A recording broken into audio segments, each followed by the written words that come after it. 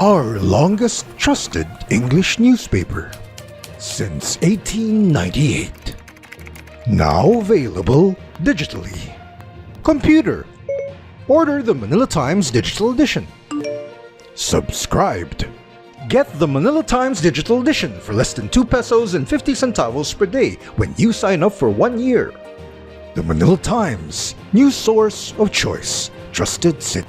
Greetings! Thank you for lending an ear to the Voice of the Times for Monday, May 16, 2022. For today's editorial, Opposition should regroup, rethink negative approach. The political opposition should regroup and revisit its approach and aims. The mudslinging heard on the campaign trail seemed consistent with that camp's practice over the past 6 years. They should ditch the method of simply taking a position that opposes the government and undermines rival leaders in hopes that they fail. A healthy democracy needs a credible opposition, not mere protesters and nitpickers of those in power. To be effective, the opposition should go beyond questioning programs and policies of the rulers. The opposition should also offer alternatives and, if needed, work with the government on shared interests that benefit the country. Take the war on drugs, for instance. Yes, the extrajudicial killings are troubling, and we agree that there should be a better way. But people should also understand that drug cartels and their local operatives are dangerous characters who have been preying on the people, including the youth. Besides, the critics forget when President Rodrigo Duterte assumed office, the Philippines was in danger of becoming a narco state. 9 out of 10 barangay or villages had been infiltrated by drug cartels, according to media reports. Moreover, it seems one-sided not to recognize that millions of Filipinos have gone to drug rehabilitation because of the government's efforts. That number not only pales in comparison with the deaths attributed to the drug war, but also challenges the supposed inhumane treatment of drug peddlers and users. The opposition could have been more constructive by pushing for drug prevention and public awareness campaigns. The Duterte critics also could have called for better training of law enforcers, coupled with a streamlined judicial process to dispense with the mounting drug cases. Critics instead labored to focus on alleged human rights abuses, even painting the government's approach as anti-poor. But they were largely silent on the welfare of the cartel's victims and on the welfare of honest policemen who risked their lives to fight the multi-billion, transnational criminal empires that operate here. The last election campaign offers another example of the point made in this space.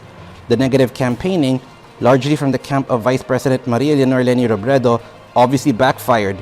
Instead of coming to terms with this, however, some of her supporters, including the media website Rappler, blame fake news that supposedly twisted the minds of voters. That is off the mark.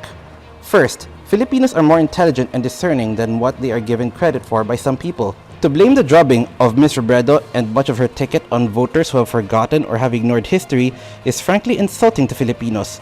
It would be more accurate to say that the majority of voters simply disagreed with their point of view. Second, in framing the elections as a referendum on the Marcos years, the Robredo camp may have unwillingly reminded people of the unfulfilled promises of the 1986 People Power Revolution. Many, including the leftists who hate the Marcoses, complain that corruption persists today.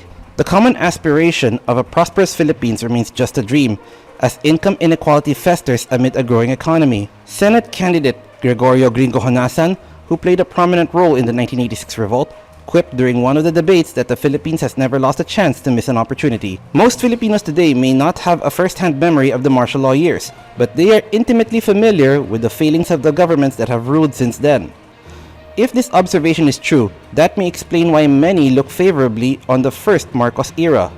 Moreover, it may have been more persuasive for Ms. Robredo to offer alternative programs, instead of harping on the character flaws of her main opponent, Ferdinand Marcos Jr., but he did not engage his rivals in negative attacks.